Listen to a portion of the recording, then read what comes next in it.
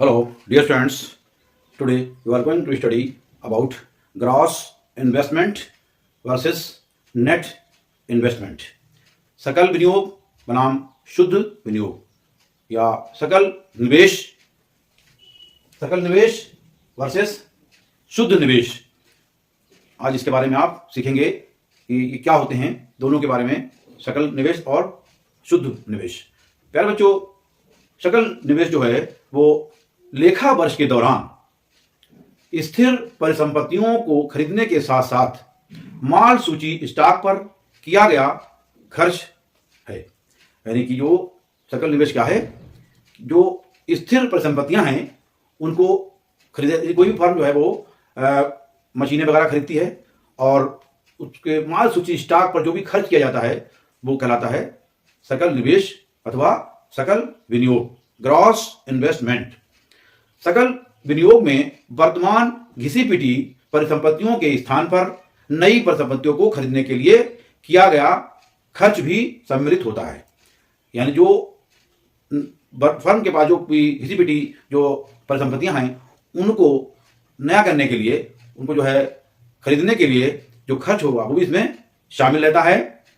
हम जानते हैं कि स्थिर परिसंपत्तियों का अनेक वर्षों तक बार बार उपयोग किया जाता है, यानी उन संपत्तियों का बार बार उपयोग किया जाता है, किंतु उनके उपयोग की अपनी जीवन अवधि होती है। यानी कोई भी वस्तु है उसका एक अपना एक लाइफ टाइम होता है और उसका जीवन काल होता है, तो उस अवधि में वो खराब होने लगती है, तो इसलिए उसको भी खरीदना पड़ता है।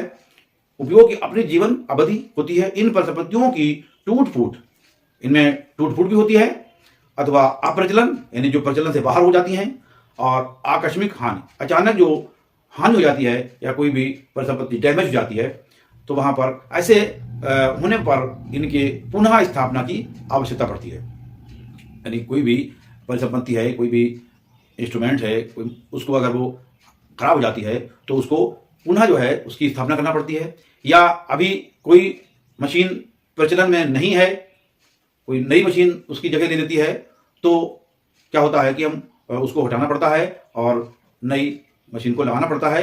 तो ये इसकी आवश्यकता पड़ती है। स्थिर परिसंपत्तियों के मूल्य ह्रास के कारण उनका पुनः स्थापना सकल विनियोग का एक भाग होता है।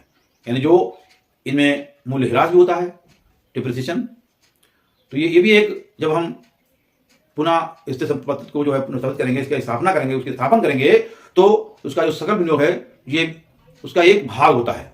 किंतु इसके कारण पूंजी के विद्यमान स्टॉक में कोई शुद्ध वृद्धि नहीं होती है। इससे केवल विद्यमान पूंजी स्टॉक बना रहता है। जो विद्यमान पूंजी स्टॉक है वो बना रहता है। यहां पर हम सकल विनियोग को किस तरह से निकाल सकते हैं कि सकल विनियोग जो है, यानी सकल जो निवेश है, उसको वो बराबर होता है लेखा वर्ष के दौरान स्थिर परिसंपत्तियों को खरीदने पर वे प्लस लेखा वर्ष के दौरान माल सूची स्टॉक पर वे। तो ये यहां पर एक सूत्र बन गया कि सकल विनियोग क्या है, सकल निवेश बराबर लेखा वर्ष के दौरान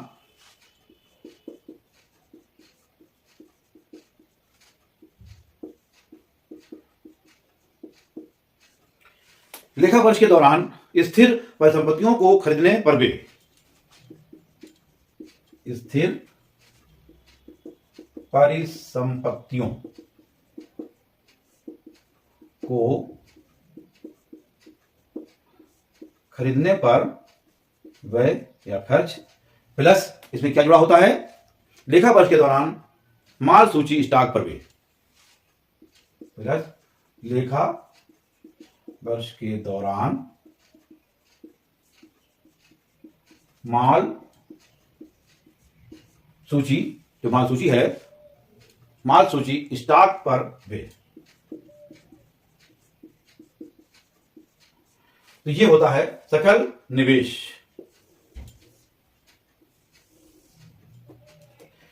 सकल निवेश बराबर लेखा वर्ष के दौरान स्थिर परिसंपत्तियों को खरीदने पर वे प्लस लेखा वर्ष के दौरान माल सूची स्टॉक पर वे, ये कहलाता है सकल निवेश। इसी तरह से यदि सकल निवेश में से घिसी पिटी स्थिर परिसंपत्तियों के पुनः स्थापन पर किए गए व्यय को घटा दिया जाए, यानी कि जो यहाँ पर सकल विनियोग जो निवेश के से घिसी पिटी परिसंपत्तियां हैं उनके पुनः स्थापन पर किए गए व्यय को घटा दिया जाए तो हमें शुद्ध विनियोग ज्ञात हो जाता है। शुद्ध विनियोग कब ज्ञात होता है? यानी जो भी सकल निवेश में से जो है घिसी पिटी स्थिर परिसंपत्तियों के पुनः स्थापन पर जो किया गया व्यय, यानी जो भी खर्च किया गया है, तो अगर हम सकल निवेश में से उसको घटा देंगे तो वो कहलाएगा शुद्ध विनियोग, शुद्ध निवेश।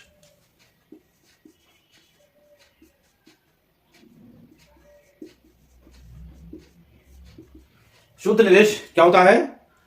सकल विनियोग माइनस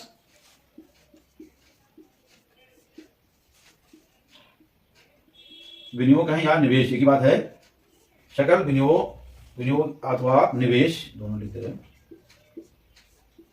अथवा निवेश, इसमें से अगर हम घटा देंगे किसको? जो मूल्य ह्रास हुआ है, माइनस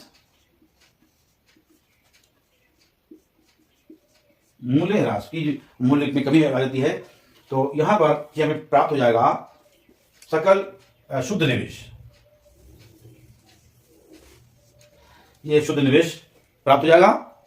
प्यारे बच्चों, यहां पर हमें शुद्ध विनियोग प्राप्त कैसे होगा कि जब हम सकल निवेश में से मूल्य ह्रास घटा देंगे तो हमें शुद्ध निवेश प्राप्त हो जाएगा।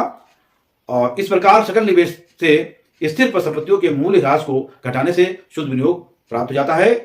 शुद्ध विनियोग के कारण पूंजी के स्टॉक में शुद्ध वृद्धि होती है। शुद्ध निवेश के कारण शुद्ध वृद्धि होती है। सकल विनियोग कभी भी ऋणात्मक नहीं होता है। यहां पर जो बताया गया कि जो सकल निवेश है वो कभी भी ऋणात्मक नहीं होता है, मगर जो शुद्ध निवेश है वो कैसे निकालेंगे, वो यहां पर आपको बताया गया कि शुद्ध निवेश कब आएगा, कैसे आएगा कि जो भी सकल विनियोग है या सकल निवेश है उसमें से मूल्य ह्रास को घटा देंगे, या हम इसको ऐसे कह सकते हैं हम कि सकल विनियोग से किसी घिसी पिटी स्थिर परिसंपत्तियों के पुनः स्थापन पर किए गए खर्च को घटा दिया जाए, तब इसे जो है हमें शुद्ध निवेश प्राप्त हो जाता है। प्यारे बच्चों, आज की इस वीडियो में इतना ही। आप लोग वीडियो देखते रहें और आपके लिए नए नए टॉपिक्स हम लेके आते रहेंगे, और पढ़ते रहिए और कमेंट करिए, हमें बताइए कि हम इसमें और भी जो है अच्छा से आपको बारे में कमेंट्स दीजिए, ताकि हम अच्छा से अच्छा आपको वीडियो बना कर दें और नए नए टॉपिक्स आप पढ़ते रहें। और डिस्क्रिप्शन के बारे में मैं एक बार फिर बता दूं कि डिस्क्रिप्शन इसके बारे में जो उसमें नीचे बॉक्स होता है उसमें इसके बारे में सब लिखा होता है, आप वहां से जाकर के इसके नोट्स भी प्राप्त कर सकते हैं। थैंक्स फॉर सीइंग वीडियो और watching video. Thank you, take care.